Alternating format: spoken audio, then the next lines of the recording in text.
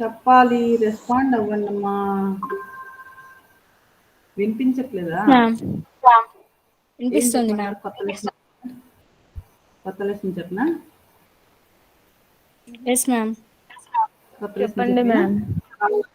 తర్వాత వాళ్ళకి రివిజన్ చేస్తారు. చెప్పనా? చూడండి.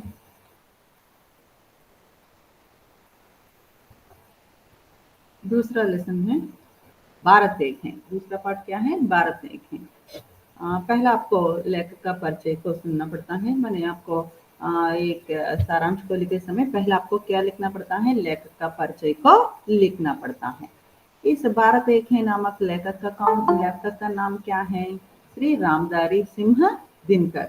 श्री रामधारी सिंह दिनकर। रामधारी सिंह भारत एक है नामक निबंध का लेखक श्री रामधारी सिंह दिनकर है। माने इस भारत एक है नामक इस लेखक का नाम क्या है? रामधारी सिंह दिनकर। ये तो ज्ञानपीठ पुरस्कार पाए दिनकर का जन्म बिहार में संवत 1908 में हुआ था। ज्ञानपीठ कुरुक्षेत्र नामक एक काव्य पर इनको क्या मिला? ज्ञानपीठ पुरस्कार मिला। इनको क्या मिला? ज्ञानपीठ पुरस्कार मिला। ज्ञानपीठ का पुरस्कार मिला। इस दिनकर रामधारी सिंह दिनकर का जन्म कहाँ हुआ था? बिहार में हुआ था। और कितने साल में? 1908 में हुआ था। उन्होंने पाटना विश्वविद्यालय से बीए ऑनर्स पास किया। పాట్నా విశ్వవిద్యాలయ పాట్నా యూనివర్సిటీ నుంచి బిఏ ఆనర్స్ పాస్ किया। అంటే బిఏ ఆనర్స్ అనేది ఒక డిగ్రీని पास అయ్యారు। वे प्रधानाध्यापक सब रजिस्ट्रार उपनिर्देशक पद पर काम किए। ఇంకా वे प्रधानाध्यापक అంటే హెడ్ మాస్టర్ కింద, సబ్ రిజిస్ట్రార్ గా, ఉపనిర్దేశక్ అసిస్టెంట్ డైరెక్టర్, నిర్దేశక్ అంటే డైరెక్టర్, ఉపనిర్దేశక్ అంటే అసిస్టెంట్ డైరెక్టర్ యొక్క అనే ఈ యొక్క అంటే ఏంటి? ఈ పోస్టుల్లో ఇన్ పద్ పర్ వే కామ్ కియే थे। ఈ పోస్టుల్లో ఈయన పనిచేశాడు। తర్వాత 1952 में राज्यसभा के सदस्य बने। ఇంకా 1952లో రాజ్యసభ సభ్యుడిగా కూడా అయ్యాడు। 1952 में राज्यसभा के सदस्य बने। 1952లో రాజ్యసభ సభ్యుడు కూడా అయ్యాడు। తను 1956 में राष्ट्र भाषा आयोग के सदस्य बने। ఇంకా ఆయన 1956 అంటే 1956లో రాష్ట్ర భాష ఆయోగ్ అంటే చెప్పాను కదా, రాష్ట్ర భాషా కమిటీ అని ఒకటి ఉంటుందన్నమాట। ఆ కమిటీలో సభ్యులుగా ఉన్నాడు। అంటే ఈ రాష్ట్ర భాషా ఆయోగ్ ఏంటంటే రాష్ట్ర భాష ఆయోగ్ యా రాజభాష ఆయోగ్ అంటారు। ఈ కమిటీ ఏంటంటే భారతదేశంలో హిందీని డెవలప్ చేయాలని ఈ కమిటీ అంటే ఏంటి? ఒక సంస్థ మాట। ఈ సంస్థ ఏంటి అంటే హిందీని డెవలప్ చేయాలని ప్రయత్నిస్తూ ఉంటుంది। అంటే ప్రయత్నించడం అంటే మొత్తం భారతదేశం అంతా హిందీ నేర్చుకోవాలి అనే థీమ్‌ని వీళ్ళు చేస్తారు। అంటే ట్రాన్స్లేషన్ బుక్స్ ఇంకా అన్ని డిక్షనరీలు అన్నీ ప్రింట్ చేసేది వీళ్ళే ప్రింట్ చేస్తారన్నమాట। చేసి అన్ని స్టేట్‌ల్లో ఉన్న సెంట్రల్ గవర్నమెంట్‌లు ఆఫీసులన్నిటికీ పుస్తకాలు పంపిస్తారు వీళ్ళు। బుక్స్, డిక్షనరీస్ అన్నీ పంపించి అందరూ హిందీ నేర్చుకునేలాగా చేసేదానికి వీళ్ళు కృషి చేస్తారన్నమాట। అందులో ఆ సంస్థలో ఈయన సభ్యుడిగా కూడా ఉన్నాడు। సదస్య బనే ఆ సంస్థకి సభ్యుడిగా కూడా అయ్యాడు। మొదట 1952 में राज्यसभा के सदस्य बने। ఏంటి? రాజ్యసభ సభ్యుడిగా కూడా పనిచేశాడనమాట। ఈయన రాజ్యసభ, లోక్సభ ఉంటాయే, అలా రాజ్యసభలో ఈయన లిటరేచర్ తరపున ఒక రాజ్యసభ సభ్యుడిగా కూడా పనిచేశాడు ఉన్నాడు। 1956లో రాష్ట్ర భాష ఆయోగ్లో కూడా ఒక సభ్యుడిగా ఉన్నాడనమాట ఈయన। అయితే చూడండి, वे बहुभाषा विद्वान हैं। बहुभाषा विद्वान माने क्या है? अनेक भाषाएं उनको मालूम है, माने अनेक भाषाओं में वे पंडित हैं, माने ज्ञानी అంటే ఏంటి? ఈయనకి చాలా భాషలు తెలుసు అన్నమాట। कुरुक्षेत्र, हुंकार, रेणुका, रश्मिरथी, परशुराम की प्रतीक्षा, उर्वशी आपके प्रमुख रचनाएं हैं। इनके रचनाओं के नाम क्या है? कुरुक्षेत्र, हुंकार, रेणुका, रश्मिरथी, परशुराम की प्रतीक्षा, उर्वशी, ये सब इनके रचनाओं के नाम हैं। देखिए पहले से देखते इस भारत एक है नामक इस निबंध का लेखककार कौन है? निबंधकार कौन है? हम निबंधकार कह सकते हैं या लेखक भी कह सकते हैं। इस निबंध का निबंधकार है श्री रामधारी सिंह दिनकर। ज्ञानपीठ पुरस्कार पाए दिनकर का जन्म बिहार में संवत 1908 में हुआ था। इनका जन्म कहाँ हुआ था? बिहार में। और इनका जन्म कब हुआ था? 1908 में। और इनको क्या मिला? ज्ञानपीठ पुरस्कार भी मिला। किस काव्य पर मिला? कुरुक्षेत्र नामक काव्य पर उनको ज्ञानपीठ पुरस्कार भी मिला था। और वे कहाँ से बीए ऑनर्स का डिग्री पा लिया? मैंने पाटना विश्वविद्यालय से बीए ऑनर्स का डिग्री पास हुआ। वे प्रधान अध्यापक, सब रजिस्ट्रार, उपनिदेशक पद पर भी काम किए थे। इन पदों में वे काम किए थे। और 1952 में राज्यसभा के सदस्य भी बने। और 1956 में राष्ट्रभाषा या राजभाषा के सदस्य भी बने। वे बहुभाषा विद्वान हैं, माने इनको अनेक भाषाएं मालूम हैं। इनके रचनाओं के नाम क्या क्या हैं? कुरुक्षेत्र, हुंकार, रेणुका, रश्मिरथी, परशुराम की प्रतीक्षा, उर्वशी, ये सब इनके रचनाओं के नाम हैं। इस प्रकार लेखक का परिचय है। मने हमें पहला एक सारांश लिखते समय लेखक का परिचय को जरूर लिखना पड़ता है। अब देखिए, अक्सर कहा जाता है कि भारतवर्ष की एकता उसकी विविधताओं में छिपी हुई है। भारत एक है, भारत एक है, చూడండి, భారత్ ఏక్ హై అంటే భారతదేశము ఒక్కటే. భారత్ ఏక్ హై అంటే ఏంటి? భారతదేశము ఒక్కటే. అవునమ్మా, మళ్ళీ తెలుగులో చెప్పలేదు కదా. భారత్ ఏక్ హై నామక నిబంధకాల లేఖक శ్రీ రామధారి సింహ్ దినకర్. భారత్ ఏక్ హై అనే పేరు గల ఈ సారాంశాన్ని రాసింది, ఈ వ్యాసాన్ని రాసింది ఎవరు అంటే రామధారి సింహ్ దినకర్. జ్ఞానపీఠ పురస్కారం ఈయనకి ఊర్వశి రచన మీద, కురుక్షేత్ర రచనకి దీనికి జ్ఞానపీఠ పురస్కారం కూడా వచ్చింది. జ్ఞానపీఠ పురస్కారాన్ని పొందిన దినకర్ యొక్క జన్మం ఆయన బీహార్లో 1908లో పుట్టాడు. उन्होंने पाटना विश्वविद्यालय से बीए ऑनर्स पास किया. ఈయన పాట్నా యూనివర్సిటీ నుంచి बीए కూడా పాస్ అయ్యాడు. वे ప్రధాన అధ్యాపక, సబ్ రిజిస్ట్రార్, ఉపనిర్దేశక్ అంటే ఏంటి? ప్రధాన అధ్యాపకగా, హెడ్ మాస్టర్గా, సబ్ రిజిస్ట్రార్గా, అసిస్టెంట్ అండ్ డైరెక్టర్గా కూడా పనిచేశాడు. 1952 में राज्यसभा के सदस्य बने. ఇంకా 1952లో राज्यसभा సభ్యుడిగా కూడా అయ్యాడు. सन 1956 में राष्ट्रभाषा आयोग के सदस्य बने. ఇంకా 1956లో రాష్ట్రభాషా కమిటీ, రాష్ట్రభాషా సంస్థలో ఈయన సభ్యుడిగా కూడా అయ్యాడు. వే బహుభాషా విద్వాన్ హే. ఆయనకి చాలా భాషలు తెలుసు. కురుక్షేత్ర, हुंकार, रेणुका, रश्मिरथी, परशुराम की प्रतीक्षा, ఊర్వశి आपके प्रमुख రచనాएं हैं. ఇవన్నీ కూడా ఈయన యొక్క కావ్యాల పేర్లు మాట. ఈయన యొక్క కావ్యాల యొక్క పేర్లు మాట. తర్వాత చూడండి, అసలు భారత్ ఏకే అనే ఈ లెసన్లో మీకు ఏం చెప్పారు? దేని గురించి ఉంది అంటే మన భారతదేశము ఒక్కటే అని చెప్పడం ఇందులో.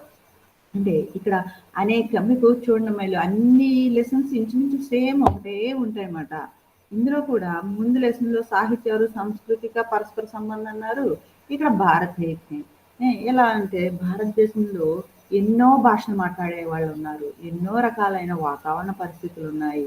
ఎన్నో రకాల యొక్క భౌగోళిక వాతావరణ పరిస్థితులు ఉన్నాయి. ఎన్నో పర్వతాలు, రకరకాల నదులు ఉన్నాయి. నదుల అవతల ఇక్కడ ఎంతో మంది ఎన్నో రకాల పద్ధతులు ఉన్న, ఆచారాలు ఉన్న ప్రజలు ఉన్నారు. అందువలన ఇక్కడ భిన్నత్వం చాలా కనిపిస్తుంది అన్నమాట. ఆంధ్రాలో ఒక రకమైన వస్త్రధారణ ఉంటే కేరళలో ఒక రకమైన వస్త్రధారణ ఉంది. అలాగే ఉత్తరప్రదేశ్ అది నార్త్కి వెళ్ళిపోతే ఒక రకమైన వస్త్రధారణ ఉంది. ఫుడ్ విషయం చూసుకునేటప్పటికి ఆంధ్ర ఇటువైపు దక్షిణ భారతదేశంలో ఒక రకమైన ఫుడ్ హ్యాబిట్స్ ఉంటే ఉత్తర భారతదేశంలో ఒక ఫుడ్ హ్యాబిట్స్ ఉన్నాయి. అలాగే ఇక్కడ మాట్లాడే భాషలు ఒక్కొక్క స్టేట్లో ఒక రకమైన భాషను మాట్లాడుతున్నారు. ఎన్నో రకాలైన ఆచారాలు, సంస్కృతి, పండుగలు ఒక్కొక్కరు ఒక రకమైన పద్ధతిలో చేసుకుంటూ ఉంటారు. ఎన్నో రకాలైన ఆచారాలు ఉన్నాయి. కానీ భారతదేశంలో ఐక్యత ఉంది. ఎలా ఉంది అంటే ఎన్ని రకాల భాషలు మాట్లాడుతున్న భావం ఒక్కటే. ప్లస్ ఎన్నో మతాలు ఉన్నాయి. ఎన్ని మతాలు ఉన్నా భావం ఒకటే. దేవుడు ఒక్కడే. దేవుడు ఉన్నాడు అనే కాన్సెప్ట్ ప్రతి ఒక్కరూ నమ్ముతారు. దేవుడు ఉన్నాడు అనే కాన్సెప్ట్ అందరూ నమ్ముతారు. ఇక్కడ ఎన్నో దేవాలయాలు, అందరూ దేవుడికి పూజ చేస్తారు. దేవాలయాలన్నీ ఒకే రకంగా ఉంటాయి. ప్లస్ అన్ని దేవాలయాల్లో దేవుడికి చేతులెత్తి మొక్కుతారు, దండం పెట్టుకుంటారు, దేవుణ్ణి ఆరాధిస్తారు, దేవుడికి భజనలు చేస్తారు. తర్వాత దేవుడికి నైవేద్యాలు పెడతారు, దేవుడిని తీర్థ ప్రసాదాలు స్వీకరిస్తారు. ఇంకా ఎన్నో బొట్టు పెట్టుకోవడం కానీ, తిలకం పెట్టుకోవడం కానీ, అవన్నీ ఎవరి పద్ధతుల ప్రకారం వాళ్ళకి అన్ని మొత్తం భారతదేశంలో మొత్తం అంతా ఉందన్నమాట. అంటే రకరకాల ఆచారాలున్న ఫైనల్‌గా వచ్చే భావం మటుకు ఒక్కటే. అయితే దేవుడు ఉన్నాడు అనే కాన్సెప్టే ఉంది. ఈ రకంగా ఏంటంటే మనలో ఇక్కడ ఎన్నో మనకిక్కడ ఎన్నో డిఫరెంట్ డిఫరెంట్ ఆచారాలున్నా, డిఫరెంట్ డిఫరెంట్ భాషలు మాట్లాడినా, ఆ! తర్వాత ఎన్ని భాషలు మాట్లాడుతున్నా, ఎన్ని రకాల వస్త్రధారణలున్నా, వస్త్రధారణలున్నా, రకరకాల ఆహారాల పద్ధతులున్నా, మళ్ళీ మనమంతా మటుకు ఒక్కటే. హ్మ్. రామాయణ మహాభారతాలు అవి ఎన్ని భాషల్లో ఉన్నా దాని యొక్క భావం ఒక్కటే మాట. ఈ రకంగా ఏంటి అంటే మన దేశంలో ఎన్ని భిన్నత్వాలు ఉన్నా, ఆ భిన్నత్వంలో ఏకత్వం ఉంది. మన దేశంలో భిన్నత్వంలో ఏకత్వం ఉంది. ఆ భిన్నత్వంలో ఏకత్వం ఎలా ఉంది అనేది ఈ యొక్క భారత భారत एक है नाम की निबंध में लेखक ने हमें పరిచయ कराया. అంటే ఆ భిన్నత్వంలో ఏకత్వం ఎలా ఉంది అనేది మనకి ఇందులో రచయిత మనకి పరిచయం చేశాడనమాట. ఓకేనా? ఇప్పుడు చూడండి. अक्सर कहा जाता है कि भारतवर्ष की एकता उसकी विविधताओं में छिपी हुई है. తరచుగా చెప్తారు ఏంటంటే భారతవర్ష కి ఏకతా ఉస్కి వివిధతాओं में छिपी हुई है. భారతదేశం యొక్క ఐక్యత దాని భిన్నత్వంలో చిపి హుయి హై. మన చిపి హునా అంటే ఏంటి? దాగి ఉండడం అన్నమాట. భారతదేశం యొక్క ఐక్యతలోనే దాని యొక్క భిన్నత్వం కూడా దాగి ఉంది. ने और यह भारत जरा भी गलत नहीं है क्योंकि अपने देश की एकता जितनी प्रकट है उसकी विविधता ये भी उतनी ही प्रत्यक्ष है. అంటే భిన్నత్వంలో ఏకత్వం ఉంది అనే విషయం ఏ మాత్రం తప్పు కాదు. కుచ్ भी गलत नहीं है. यह बात जरा भी गलत नहीं है. భిన్నత్వంలో ఏకత్వం ఉంది. भारत में भिन्नता में एकता है. ఇస్ వాక్య కా జరా బి గలత్ నహీ హై. అంటే ఏంటి? భారతదేశంలో భిన్నత్వంలో ఏకత్వం ఉంది అనే మాట గలత్ నహీ హై, తప్పు కాదు. ఇందులో ఈ వాక్యంలో ఏ మాత్రం తప్పు లేదు. क्योंकि अपने देश की एकता जितनी प्रकट है उसकी विविधताएं भी उतनी ही प्रत्यक्ष है. మన భారతదేశంలో ఐక్యత ఎంత బాగా కనిపిస్తుందో అంతే విధంగా భిన్నత్వాలు కూడా కనిపిస్తాయి. ఎంత అంటే ఎదురుగా ఐక్యత ఎంత బాగా కనిపిస్తుంది అంతే ఎదురుగా उसके भिन्नताएं भी हमें दिखाई पड़ती हैं. ఆ యొక్క భిన్నత్వాలు కూడా ఎదురుగా క్లియర్ గా మనకి కనిపిస్తాయి. भारत के बड़ी बड़ी नदियां बड़े बड़े पहाड़ भारत में विविधता पैदा किया है. ఇక్కడ చెప్పాలంటే भारत में अनेक नदियां हैं और अनेक पहाड़ हैं. ये क्या करते हैं? भारत में भिन्नता पैदा करते हैं. అంటే ఏంటి? భారతదేశంలో పెద్ద పెద్ద నదులు ఉన్నాయి, పెద్ద పెద్ద పర్వతాలు ఉన్నాయి. ఇవి ఏం చేస్తున్నాయి అంటే భారతదేశంలో భిన్నత్వాలను సృష్టించేస్తున్నాయి అన్నమాట. అంటే భారతం మధ్యలో అడ్డుగా ఉండిపోయి నది అవతలోళ్ళు నది ఇవతలోళ్ళు, పర్వతం అటు కొండ అవతలోళ్ళు కొండ ఇవతలోళ్ళు అని ప్రాంతాల్ని విడదీసేసి ప్రజల్లో భిన్నత్వాన్ని సృష్టించేస్తున్నాయి. ये जहाँ रहते हैं वह देश के भीतर अलग अलग क्षेत्र बना देते हैं. ఈ పర్వతాలు నదులు ఎక్కడెక్కడెక్కడైతే ఉంటాయో అక్కడ ఏం చేస్తున్నాయి? अलग अलग प्रांत बनाते हैं, क्षेत्र बना देते हैं. क्षेत्र बनाना माने क्या है? यहाँ अलग अलग प्रांत बना दे रहे हैं. అంటే వేరు వేరు ప్రాంతాలని సృష్టించేస్తున్నాయి అన్నమాట. నది అవతల నది అవతల అలా అని చెప్పేసి ప్రాంతాలని విడదీసేస్తున్నాయి అన్నమాట. ఇవి ఎక్కడైతే ఉంటాయో అక్కడ ప్రాంతాలని ఇవి విడగొట్టేస్తూ ఉంటాయి. यहाँ अनेक प्रकार के जलवायु प्रांत हैं. ఇక్కడ అనేక రకాలైన వాయు ప్రాంతాలు ఉన్నాయి. जलवायु माने क्या है? यहाँ वातावरण प्रांताలు ఉన్నాయి. माने यह आप जहाँ भी देखिए, माने दक्षिण में आपको जाने से वहाँ आपको क्या मिलता है? पूरा गर्मी मिलता है. और माने अलग अलग जलवायु के प्रांत हैं. माने अगर हम दार्जिलिंग या ऊटी जाते हैं तो वहाँ हमें बहुत ఓస్ అంటే बहुत ठंडा रहता है. అక్కడికి వెళ్ళామనుకోండి చాలా చల్లగా ఉంటుంది. अगर हम राजस्थान जाते हैं तो वहाँ बहुत गर्मी मिलता है हमको. अगर हम चिरपुंजी जाते हैं तो वहाँ क्या मिलता है? हर दिन पूरा वर्षा पानी ही बरसा ही रहता है. మీకు చూడండి ఇక్కడ ఊటీ డార్జిలింగ్ లాంటి ప్రాంతాలకు వెళ్తే అక్కడ అంతా చల్లదనం. దక్షిణ భారతదేశానికి వెళ్ళినా లేదంటే రాజస్థాన్ అలాంటి చోటుకి వెళ్ళినా రాజస్థాన్కి వెళ్తే పూర్తి ఎండే కనిపిస్తుంది. అలాగే మీరు ఒక మిజోరం అదే ఇక్కడ మన ఇక్కడ చిరపుంజి మిజోరం వెళ్ళాము అంటే అక్కడ 24 గంటలు వర్షం కురిసే ప్రాంతాలే మనకు కనిపిస్తాయి. ఈ రకంగా రకరకాల భౌగోళిక వాతావరణ పరిస్థితులున్న ప్రాంతాలు మన యొక్క భారతదేశంలో ఉన్నాయి. ఇవే అక్కడ భిన్నత్వాన్ని సృష్టించేస్తున్నాయి. భారతదేశంలో భిన్నత్వాన్ని సృష్టిస్తున్నాయి. ఎలా? జలవాయు చూడండి, కాశ్మీరు చల్లని ప్రాంతం, చిరపుంజి ఫుల్ వర్షము, అది వర్షాహి 500 సెంటీమీటర్ల వర్షం, అంటే రోజు ఇంకా కంటిన్యూ వర్షమే, అంటే ఎల్లకాలం వర్షం కురుస్తూనే ఉంటుంది. థార్ చూడండి, మరుపు మీ జహా వర్షి హోతే, థార్ లాంటి ఎడారుల్లో అసలు వర్షం అనేదే కురవదు. जलवायु एवं क्षेत्रीय सुविधा के अनुसार ही लोगों के पहनावे, ओढ़ावे और खान पान में भेद होता है. అక్కడ యొక్క చూడండి, మరి వాతావరణ పరిస్థితులను బట్టి అక్కడ ఉన్న ప్రజలు కూడా అక్కడ ఎలా ఉండాలి, ఆ ప్రాంతానికి తగ్గట్టు సువిధాకే అనుసార్, వహాకి సువిధాకే అనుసార్ అంటే ఏంటి, అక్కడి యొక్క అవకాశాన్ని బట్టి లోగంకే పహనావే ఓడావే, ధరించడం కానీ కప్పుకోవడం కానీ, ఖాన్ పాన్ మే తిండి అట్లలో కూడా తేడాలు ఉంటాయన్నమాట. అంటే పహనావే ఓడావే అంటే ఇప్పుడు అక్కడ చలి ఎక్కువ ఉన్నప్పుడు ఉన్ని దుస్తులు ధరించాలి, అవునా.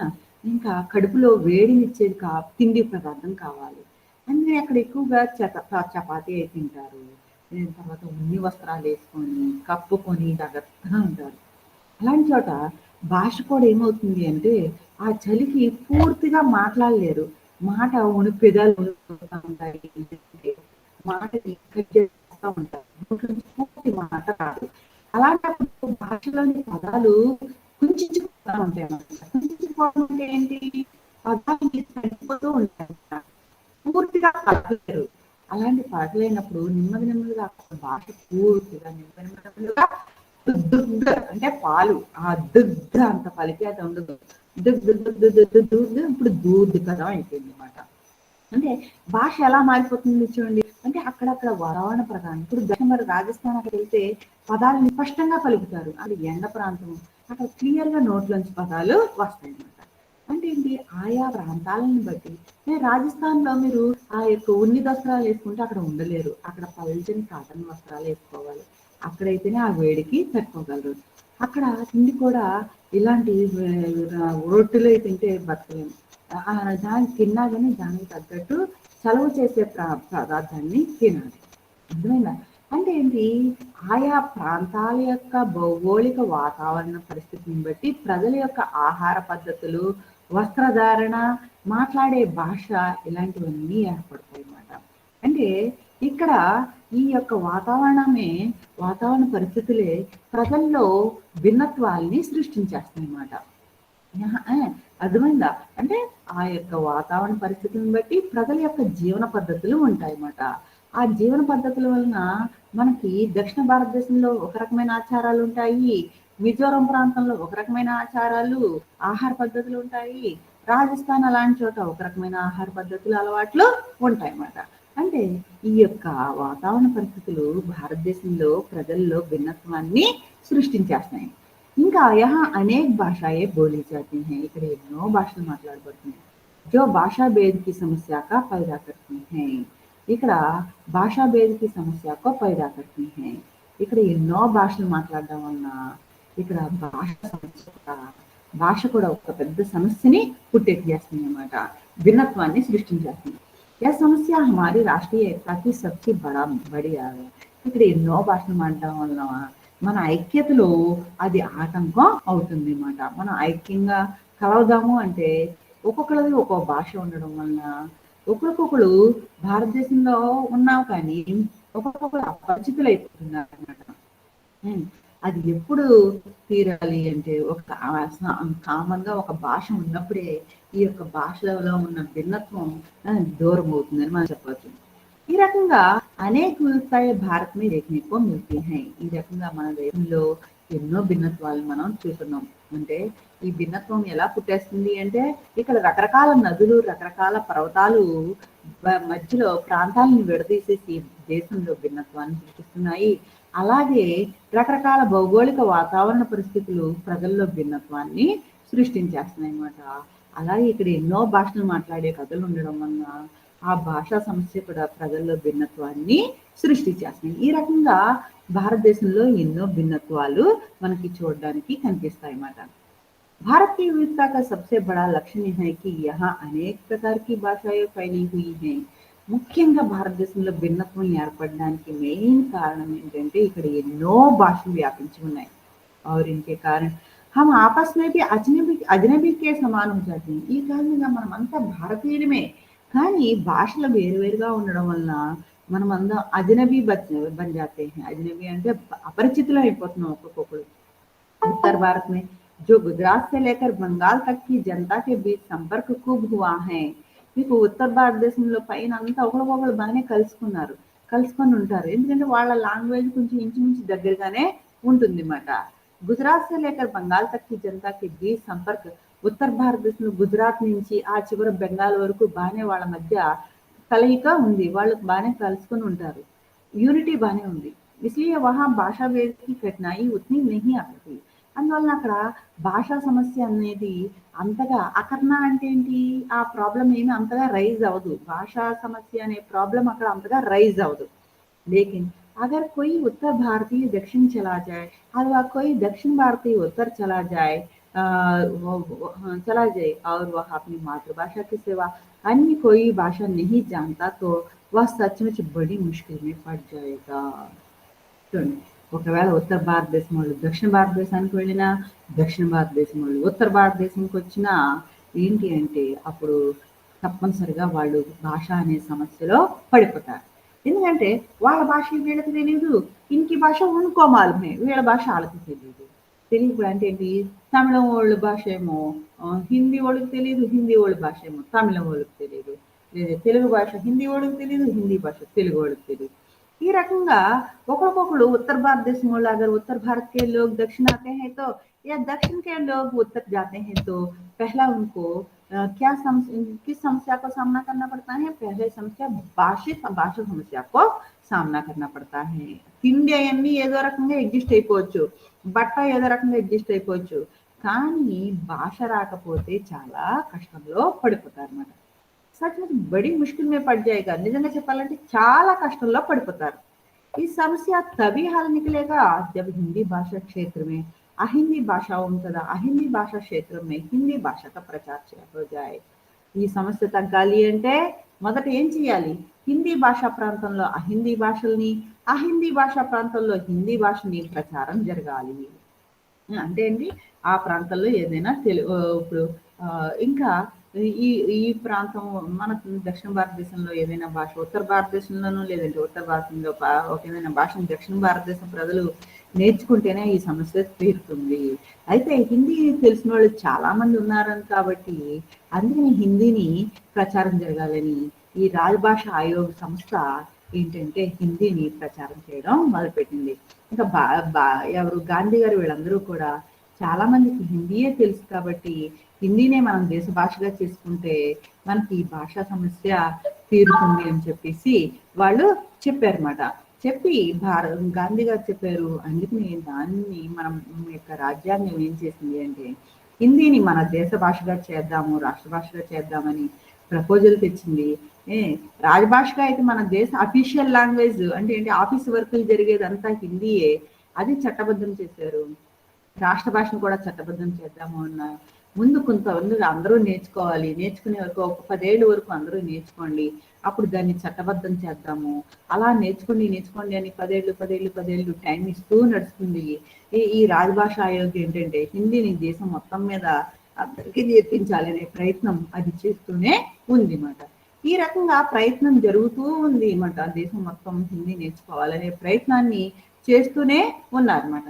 ఈ రకంగా హిందీ సమస్య అంటే భాషా సమస్య తీరితే కనుక అందరూ భారతదేశంలో పూరే భారత్ కే లోగ్ अगर हिंदी सीखते हैं तो जरूर इस భాషా సమస్య दूर हो जाती है.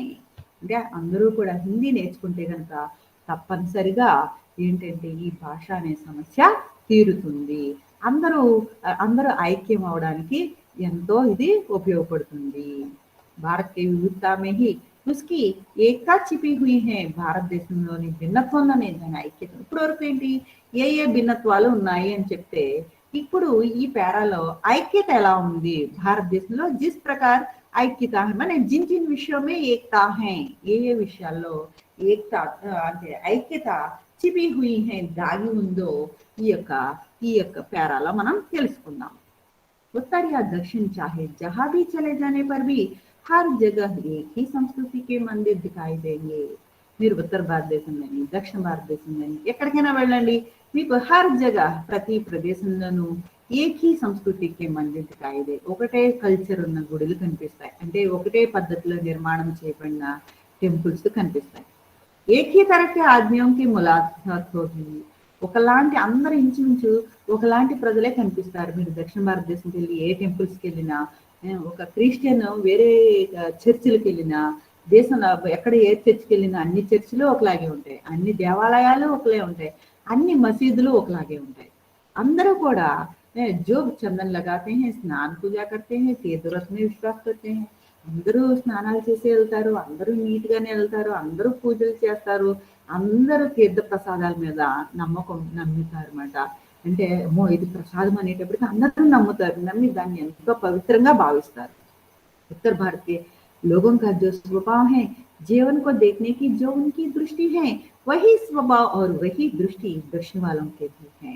చూడండి, ఉత్తర భారతదేశంలో ప్రజల్లో ఏ స్వభావం ఉందో అదే స్వభావం దక్షిణ భారతదేశంలో కనిపిస్తుంది। అందరూ ఉమ్మడి కుటుంబాన్ని నమ్ముతారు, అందరూ వివాహ వ్యవస్థను వివాహ పద్ధతిని నమ్ముతారు, అందరూ పిల్లలు పెద్దల్ని గౌరవిస్తారు, అందరూ వాల్యూస్ ని మానవ విలువల్ని అందరూ పాటిస్తారు, అందరూ సంతోషంగా ఉండాలని, అందరూ కలిసిమెలిసి ఉంటే అనే సంతోషమని ఆ యొక్క దృష్టికోణం ఏ స్టేట్కి వెళ్ళినా అదే దృష్టికోణం ఉంటుంది। అందరూ కలిసిమెలిసి ఉండాలి, అందరికీ జీవితం పట్ల ఉన్న దృష్టి అందరిది ఒకటే, అందరు ఎన్ని భాషలైనా ఎన్ని మతాలైనా అందరూ జీవితాన్ని చూసే దృష్టి మటుకు ఒక్కటే। ఇప్పుడు అమెరికాకి వెళ్తే ఉమ్మడి కుటుంబాలు లేవు, పిల్లల్ని పెంచడాలు ఇలాంటివి లేవు, కానీ మన యొక్క భారతదేశంలో ఆ సిస్టమ్ అన్ని మతాల్లో, అన్ని రాష్ట్రాల్లో, అన్ని కులాలలో, అన్నిటిలో వివాహ వ్యవస్థ అన్నీ కూడా ఉన్నాయి। అగర్ ఉన్కే బీచ్ కి భాష దీవార్ టూట్తే హై తో వ్యాపస్ మే, ఒక్క కేవలం భాష సంబంధించిన ప్రాబ్లం ఉంది తప్ప ఇంకేది లేదు। ఆ యొక్క భాషా సమస్య ఉన్న ఆ గోడని మనం పగలగొడితే, దీవార్ కో టూట్తే హై తో అంటే ఆ గోడని పగలగొడితే కనుక हम आपस में एक दूसरे के మనమంతా కూడా ఒకళ్ళనొకళ్ళు దగ్గరికి వచ్చేస్తాము, మనమంతా ఒకరికొకళ్ళు కలిసిపోతాము। ఖరీబ్ ఆ జాతే హై, ఖరీబ్ ఆ జానా అంటే దగ్గరికి వచ్చేస్తాం। అసలు మే భాషా కి దీవార్ కే ఆర్ పార్ బయటే హుయే भी वे एक ही हैं। ఇంకా భాషకు అటు ఇటు ఉన్న మనమంతా కూడా ఒకటైపోతాం అన్నమాట। ఆ యొక్క గోడని మధ్యలో ఉన్న గోడని తీసేస్తే, అంటే అగర్ సభీ లోగ్ హిందీ భాషా కో సీఖతే హై తో సభీ లోగ్ అందరూ కూడా హిందీ భాష నేర్చుకుంటే కనుక అందరూ మనమంతా కలిసిపోవచ్చు। వే ఏక్ ధర్మ కే అన్యాయ और సంస్కృతి కి ఏక్ విరాసత్ కే భాగీదార్ హై। మనమంతా కూడా చెప్పాలంటే మనమంతా రామాయణ మహాభారత పురాణాలు ఉన్నాయి, అవి ఏ భాషలో ఉన్నా దాని భావం ఒకటే, అది మన సంస్కృతి మనకి ఇచ్చింది, వారసత్వంగా మనకి రామాయణ మహాభారతాలు ఇచ్చింది, కల్చర్ని ఇచ్చింది। అదే కల్చర్ని మనమంతా కూడా ఈ రోజుకి విరాసత్గా అంటే ఏంటి వారసత్వంగా దానికే వారసులమయ్యి భాగీదారి దానికే రుణపడి ఉన్నాం, అంటే దానికే తల ఉంచి ఉన్నాం అన్నమాట। వాటినే మనం ఫాలో అవుతున్నాం, ఆ యొక్క సంస్కృతినే మనం పాటిస్తున్నాము। అంటే మన యొక్క తాతలు వాళ్ళు ఏ ఆచారాలు మనకి ఇస్తున్నారో అవే ఆచారాలని ఈ రోజుకి మనం పాటిస్తున్నాం, దానికి మనం మొక్కుబడి ఉంటున్నాం, అంటే దానికి బానిసలమయ్యి దానికే ఉంటున్నాం। బానిసలం అంటే మన ఆచారాలని మనం దాన్ని స్ట్రిక్ట్ గా ఫాలో అవుతున్నాం అన్నమాట, మన వారసత్వంగా మనకి ఇచ్చిన దాన్ని ఫాలో అవుతున్నాం। उन्होंने देश की आजादी के लिए एक ही होकर लड़े। చూడండి, మన భారతదేశంలో ఉన్న అందరూ ఎన్ని మతస్థులైనా కానీ అందరూ కలిసి పోరాడారు, దేశం స్వాతంత్రం కోసం పోరాడి స్వాతంత్రాన్ని సంపాదించారు। అప్పుడు ఏ మతస్థుడు లేదే, ఏ కులస్థుడు లేడు, ఏ యొక్క భాషలు లేరు, అన్ని భాషలోళ్ళు, అన్ని కులస్థులు, అన్ని జాతులు, అన్ని మతాలు అందరూ వచ్చి పాల్గొని దేశం యొక్క స్వాతంత్రానికి కృషి చేసి దేశం యొక్క స్వాతంత్రాన్ని పొందారు। हमारे भारत में अनेक भाषाएं बोलने वाले लोग हैं। మన భారతదేశంలో ఎన్నో భాషలు మాట్లాడే ప్రజలు ఉన్నారు, पर भिन्न भिन्न भाषाओं के भीतर बहने वाली भावधारा एक है। यानी మన భారతదేశంలో ప్రవహిస్తున్న భావధార ఏక్ హే అంటే ఎన్ని భాషలున్నా ఆ భాషలో ఉన్న భావం మటుకు ఒక్కటే। నేను తెలుగులో చెప్తాను, నువ్వు కన్నడలో చెప్తావు, ఇంకొకళ్ళకి మలయాళంలో చెప్తారు, కానీ అంతా ఉన్నది भाव मटको ఒకటే। रामायण महाभारत को लेकर भारत के सभी भाषाओं के बीच अद्भुत एकता मिलेगी। మీకు చూడండి, రామాయణ మహాభారతాలు ఏవి చూసినా అన్నిటిలో భాషలు వేరుగా ఉన్నాయేమో తప్ప భావం మటుకు ఒక్కటే ఉంది. ఎంత అద్భుతమైన ఐక్యత కనిపిస్తుంది. విచారంకి ఏకత, జాతికి సబ్కి. కానీ మీకు ఎన్ని భాషలున్నా ఏదున్నా మన భావంలో ఐక్యత ఉండాలి. మన ఆలోచనలో స్వాతంత్రం సాధిద్దాం, మనమందరం సాధిద్దాం అని అందరి ఆలోచన ఒకటే ఉంది. అదే ఒక గొప్ప ఐక్యత. మీరు ఎన్ని జాతులు ఉన్నాయి కాదు, ఈ జాతులందరి యొక్క ఆలోచన ఒక్కటే అనేది చాలా గొప్ప ఐక్యత అని చెప్పొచ్చు. भारतीय दर्शन और साहित्य जितनी भाषाओं में लिखने पर भी अंत में जाकर एक ही साबित होता है. భారతదేశ ఫిలాసఫీ, తత్వశాస్త్రం, లిటరేచర్ ఎన్ని అంటే రామాయణ మహాభారతాలు ఎన్ని భాషల్లో ఉన్నా, ఎన్ని భాషల్లో రాసినా అంతమే జాకర్ ఏకీ సాబిత్ అవుతా హై. వీటన్నిటి చివరికి చూస్తే వీటన్నిటిలో ఉన్న భావం ఒక్కటే అని రుజువు చేయబడింది. సాబిత్ హోతే హై. ఏవి చూడండి మీకు అదే రుజువు అవుతుంది. ఏది భాషలు ఎన్నైనా భావం ఒక్కటే అనేది మీకు కనిపిస్తుంది.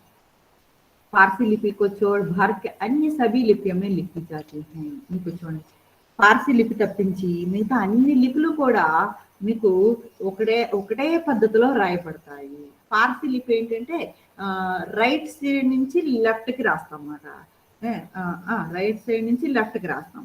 కానీ మిగతా ఏ భాష చూసినా లెఫ్ట్ సైడ్ నుంచి రైట్ కి రాస్తాం అన్నమాట. ఒక ఎక్సెప్ట్ ఆ భాష తప్పించి మిగతా అన్ని ఒకలాగే రాస్తాం. भारत के किसी भी धर्म के व्यक्ति अगर भारत के बाहर जाता है तो वह आसानी से पहचान किया जाता है कि वे हिंदुस्तानी हैं. ఒక వ్యక్తి అగర్ कोई వ్యక్తి భారత్ చూడతా అంటే మన భారతీయులు ఎవరైనా వేరే దేశానికి వెళ్ళారండి ఈజీగా ఐడెంటిఫై చేయబడుతుంది. ఎలా అంటే ఇతను భారతీయుడు అనేసి మన యొక్క రూపాన్ని చూసే చెప్పొచ్చు. మన యొక్క రూపంలోనే మన యొక్క ఐక్యత ఉంది. ఈజీగా ఇతను భారతీయుడు అని చెప్పేస్తారన్నమాట. అదే మన యొక్క గుర్తింపు.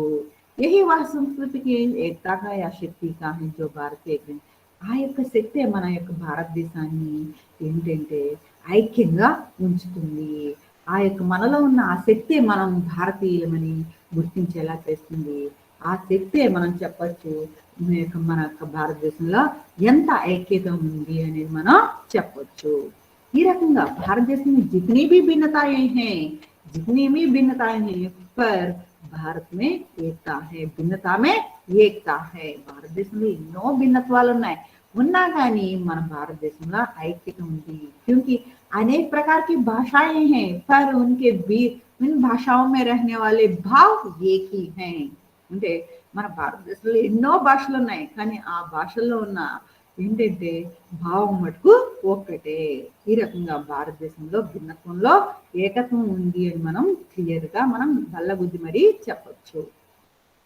మైలు అర్థమైందా? రెస్పాండ్ అవుతున్నారా? అవ్వరు విన్నారా అందరూ? అర్థమైందా? నేనే చెప్పుకొని వెళ్ళిపోతున్నానా? నెక్స్ట్ క్లాస్ లో మీరు చెప్పండి అమ్మాయి. నెక్స్ట్ క్లాస్ లో ఒక్కొక్కరు ఒక్కొక్క పేరా తెలుగు మీనింగ్ చెప్తారు కానీ ఓకేనా? చెప్తారా? Okay madam. నెక్స్ట్ క్లాస్ లో మీరు ఓకే మేడం. ఒక్కొక్క పేరా ఒక్కొక్కరు మీకు ఏది అర్థమైంది అనేది నాకు చెప్తారు కానీ ఓకేనా? హిందీలో చెప్పినా పర్లేదు, తెలుగులో చెప్పినా నాకు పర్లేదు. ప్రాక్టీస్ చేయాలి ఓకేనా? నెక్స్ట్ క్లాస్ లో చెప్తారు కానీ ఓకేనా? ఏం చదవద్దు, ఒకసారి మీనింగ్స్ చూసుకోండి సరిపోతుంది ఓకేనా? మళ్ళీ మీరు ఇప్పుడు ఇది ప్రీ ఫైనల్ అయిపోయింది, సెమిస్టర్ ఎగ్జామ్స్ చదువుకోవాలి కదా. ఒక 2 minutes చూడండి, చూసి నెక్స్ట్ క్లాస్ లో నాకు ఊరికి చెప్తారు కానీ సరేనా? ఇందులోనే క్వశ్చన్స్ ఉన్నాయి చూడండి. భారత్ బాతోమే దిఖాయి దేతి హై. భారతదేశంలో భిన్నత్వం ఏ ఏ విషయాల్లో కనిపిస్తుంది? భారత్ మే వివిధత మన భిన్నత కిన్ కిన్ బాతోమే దిఖాయి. ఏ ఏ విషయాల్లో కనిపిస్తుంది భిన్నత్వం? వాతావరణ పరిస్థితులు, తర్వాత వస్త్రధారణ, ఆహార పద్ధతులు, నెక్స్ట్ భాషలు, వీటన్నిటిలో మనకి భిన్నత్వం కనిపిస్తుంది. భారత్ కి భాషా భేద్ కి సమస్యగా పరిచయం తీసి భారతదేశంలో భాష అనే సమస్య గురించి చర్చించమంటున్నాడు అనమాట. భాష అనే సమస్య ఎలా ఉంది? భారత్ కి సబ్సే బడి విరాసత్ క్యా హై. భారతదేశంలో వారసత్వంగా వచ్చింది ఏమిటి? వారసత్వంగా వచ్చింది ఏంటి అంటే మన సంస్కృతే మనకి వారసత్వంగా వచ్చింది. వివిధతకి భీతర్ భారతీయ ఏకత కైసే. భారతదేశంలో భిన్నత్వంలో ఏకత్వం ఎలా ఉంది చెప్పమంటున్నారు. భారత్ ఏక్ హే పాట కా సారాంశ లిఖిए। మనకి చూడండి విరాసత్వంగా వచ్చింది ఏంటి అంటే మన సంస్కృతే మనకి విరాసత్వంగా వారసత్వంగా వచ్చింది। రామాయణ మహాభారతాలు అన్నీ కూడా మనకి వారసత్వంగా మనకు వస్తున్నాయి। ఆ వారసత్వంగా వస్తున్న ఆ సంస్కృతినే మనం అందరం పాటిస్తున్నాం అన్నమాట। ఓకేనా? ఈ రకంగా 5 ప్రశ్నలు ఉంటాయి। ఈ ప్రశ్నల నుంచి మీరు క్వశ్చన్స్ ఇస్తాడు, సారాంశం కూడా ఇస్తాడు అన్నమాట। మళ్ళీ అర్థమైందా లెసన్? ఓకేనా? హలో, ఎస్ మేడం, అర్థమైంది మ్యామ్। అర్థమైందా? ఓకేనా? నెక్స్ట్ క్లాస్ లో ఏమైనా తెలుగులో చెప్తారా? మీరు చదువుకోవాలా? చెప్పండి, మీ ఇష్టమే, యాజ్ యూ లైక్। ఓకేనా? Yes ma'am. ఓకేనా? రెస్పాండ్ అవ్వండి అమ్మా, ఏదోటి నేను చెప్పింది అలా వింటా ఉంటారు। ఓకేనా? ఇంకా ఆఫ్ చేయనా క్లాస్ ని? అర్థమైంది కదా లెసన్? ఎస్ మ్యామ్, అర్థమైంది కదా? అయ్యింది మ్యామ్। Yes ma'am.